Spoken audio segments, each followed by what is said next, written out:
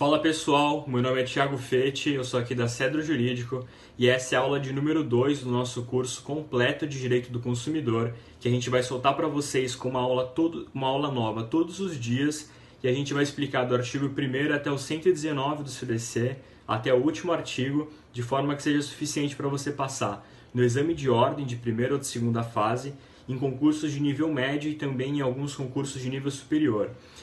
Na aula anterior, a gente tratou dos elementos subjetivos das relações de consumo, quais sejam o consumidor e o fornecedor, sendo que o consumidor é marcado pela vulnerabilidade. E hoje a gente vai tratar dos elementos objetivos dessas relações e também da política nacional das relações de consumo. Em relação aos elementos objetivos da relação de consumo, a gente tem que lembrar do produto e do serviço. O produto ele tem um conceito bem amplo e significa qualquer bem que seja móvel ou imóvel, material ou imaterial. É difícil não imaginar alguma coisa que não seja produto com uma classificação tão ampla como essa.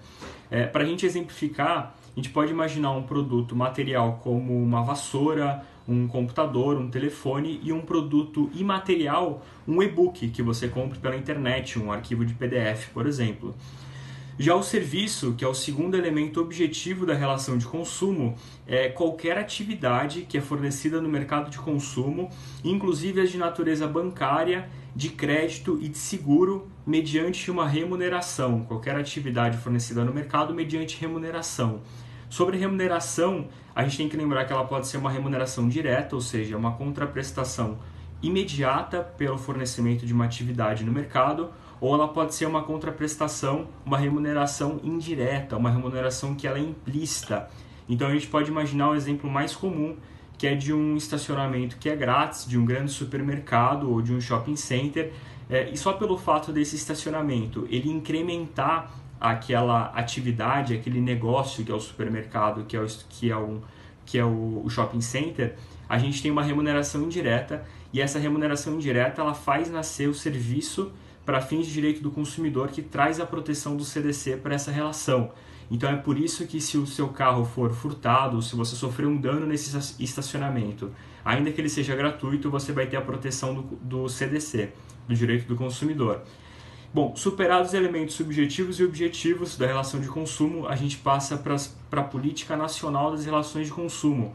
São artigos que a gente compreendendo eles bem, eles vão fazer a nossa leitura do CDC muito mais fácil, porque a gente vai conseguir entender os porquês dos próximos institutos que a gente vai ver nas próximas aulas. A política nacional ela é dividida em objetivos, princípios e instrumentos. O objetivo da política nacional, que é justamente a razão pela qual o direito do consumidor existe, é para proteger o próprio consumidor, que a lei reconhece como uma parte mais fraca na relação de consumo. Então o Código vai dizer que é o objetivo da política nacional de relação de consumo proteger as necessidades, a dignidade, a saúde, a segurança, os interesses econômicos, a qualidade de vida, a transparência e a harmonia das relações de consumo e do consumidor. Para isso ficar um pouco mais concreto, quando a gente pensa em transparência das relações de consumo, que é um dos objetivos que a lei traz, é só a gente pensar em duas regras que o CDC tem. Lá no artigo 6º, inciso 3 do CDC, a gente vai ver como um direito básico e fundamental do consumidor o direito à informação. Esse direito à informação é um desdobramento imediato da exigência de que as relações sejam transparentes. E lá no artigo 46, a gente vai ver que as cláusulas de um contrato de consumo, cujo conteúdo o consumidor não tem acesso, ou seja, aquelas cláusulas que o consumidor não consiga ler, não consiga compreender, elas não obrigam o consumidor, ainda que estejam no contrato. Isso porque as relações de consumo elas têm por objetivo a transparência. São só dois pequenos exemplos para vocês conseguirem ver quanto isso é prático. E cai bastante em prova também, muito em prova. Sobre os princípios, o maior princípio que tem, que a gente vai ter logo lá no artigo 4º, inciso 1, é o da vulnerabilidade. Porque a lei reconhece que todo consumidor, de forma absoluta, ele vai ser vulnerável.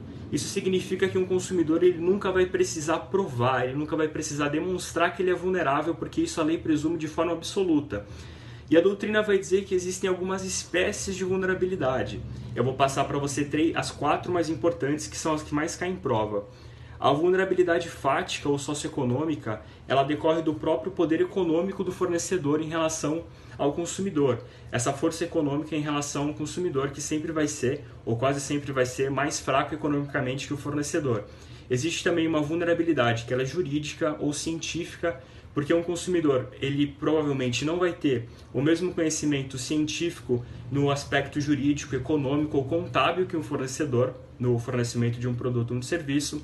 Existe também uma vulnerabilidade de informação, porque a ausência de informação ou o fornecimento de informação que seja feita de forma mentirosa ou insuficiente, de forma deturpada, é suficiente para caracterizar uma vulnerabilidade informacional. E a última é vulnerabilidade técnica. Essa também a gente consegue ver muito na prática, que é aquela vulnerabilidade decorrente do fato de que o consumidor ele não tem conhecimentos técnicos a fundo sobre um produto ou um serviço. Então, a maioria das pessoas que compram um carro não sabe como funciona a mecânica de um carro. Quando você contrata um serviço de internet, você não sabe como aquele serviço de fato chega pelo cabo. Então essa é a vulnerabilidade que é presumida de forma absoluta pelo código e o consumidor inevitavelmente vai ter alguma delas. E como eu disse, isso não precisa ser provado porque isso a lei presume de forma absoluta em benefício do consumidor. O segundo princípio da política nacional é a harmonização dos interesses dos consumidores e dos fornecedores.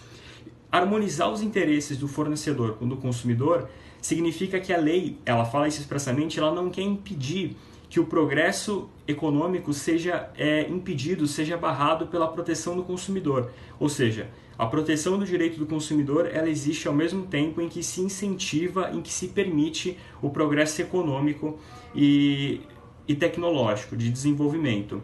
O terceiro princípio é o da boa-fé objetiva.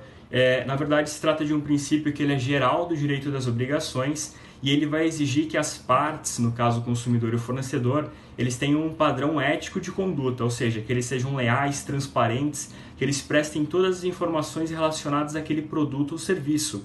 O código também traz o princípio da educação e da informação dos consumidores e fornecedores. Essas duas partes elas têm que ter conhecimento em relação aos seus direitos e deveres. Também incentiva um controle de qualidade dos produtos e serviços, soluções alternativas para as resoluções de conflitos, busca impedir abusos de mercado, como a concorrência desleal, como o uso indevido de um nome empresarial, isso tudo para proteger o direito do consumidor, o consumidor, para que ele não seja enganado. E é por isso que, por exemplo, você não consegue ver dois produtos muito próximos de nome, de características, de imagem, de logo.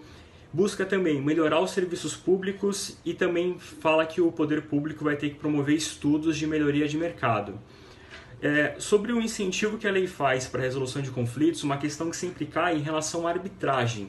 Porque a arbitragem no direito do consumidor, e a arbitragem, para quem não se lembra, é um tribunal privado que as partes contratam para a resolução de um conflito, ela é permitida, só que a lei fala que ela não pode ser obrigatória, ela não pode ser compulsória. Se ela for voluntária, ela vai ser permitida. Embora isso na prática seja muito difícil de imaginar, a lei fala e isso costuma cair em prova. Vocês têm que lembrar. Bom, passados os princípios objetivos, a gente tem que lembrar dos instrumentos das relações de consumo, e os instrumentos são as ferramentas que vão concretizar esses objetivos e esses princípios para que as relações elas sejam harmônicas, como a própria lei fala. E são essencialmente os PROCONs, o Ministério Público, as delegacias de polícia que são especializadas na defesa do consumidor, as varas especializadas de proteção ao consumidor e as associações de defesa dos consumidores. Algumas dessas figuras, como as associações e o Ministério Público, eles vão ter interesse jurídico e legitimidade para conseguir pleitear na justiça por meio de ações judiciais a defesa do consumidor, um tema que a gente vai explorar nas próximas aulas. Fiquem de olho aqui no canal, deixa já um like para ajudar a gente, passe isso para um amigo para que ele tenha acesso também a esse curso completo e deixe um comentário. Se você tem alguma dúvida, manda um direct, manda um comentário que a gente vai ter um prazer em ajudar vocês. Valeu!